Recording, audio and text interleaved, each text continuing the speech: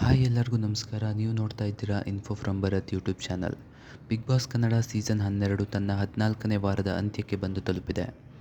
ಈ ವಾರ big boss ಮನೆಯಿಂದ ಹೊರಹೋಗಲು ಧ್ರುವಂತ್, ಧನುಷ್, ಸ್ಪಂದನ, ರಾಶಿಕಾ ಹಾಗೂ ಅಶ್ವಿನಿ ಗೌಡ ನಾಮಿನೇಟ್ ಆಗಿದ್ದರು.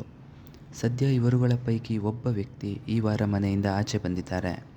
ಹಾಗಾದರೆ ಮನೆಯಿಂದ ಆಚೆ ಬಂದಿರೋ ವ್ಯಕ್ತಿ ಯಾರು ಅನ್ನೋದನ್ನು ತಿಳಿದುಕೊಳ್ಳೋದಕ್ಕೂ ಮುಂಚೆ ನೀವೇನಾದರೂ ಮೊದಲನೇ ಬಾರಿ ಈ ಚಾನಲ್ನ ನೋಡ್ತಾ ಇದ್ದರೆ ತಪ್ಪದೇ ಈ ಚಾನಲ್ನ ಸಬ್ಸ್ಕ್ರೈಬ್ ಮಾಡಿ. ಹಾಗೆಯೇ ನಿಮ್ಮ ನೆಚ್ಚಿನ ಸ್ಪರ್ಧಿ ಯಾರು ಅನ್ನೋದನ್ನು ಕಾಮೆಂಟಲ್ಲಿ ತಿಳಿಸಿ.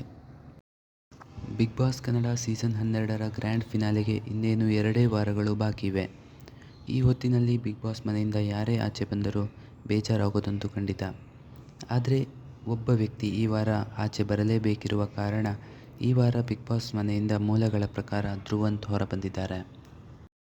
ಬಿಗ್ ಬಾಸ್ನ ಆರಂಭಿಕ ದಿನಗಳಲ್ಲಿ ಮನೆಗೆ ಹೋಗ್ತೀನಿ ಅಂತಿದ್ದಂಥ ಧ್ರುವಂತ್ ಕೊನೆಗೆ ವೀಕ್ಷಕರ ಮನಗೆಲ್ಲುವಲ್ಲಿ ಯಶಸ್ವಿಯಾಗಿದ್ದರು. ಸದ್ಯ ಧ್ರುವಂತ್ ಮನೆಯಿಂದ ಆಚೆ ಹೋಗಿರೋದು ಅಶ್ವಿನಿ ಗೌಡ ಅವರಿಗೆ ತುಂಬ ಬೇಸರ ಉಂಟು ಮಾಡಿದೆ. ಇದಾಗಿತ್ತು ಫ್ರೆಂಡ್ಸ್ ಇವತ್ತಿನ ವಿಡಿಯೋ.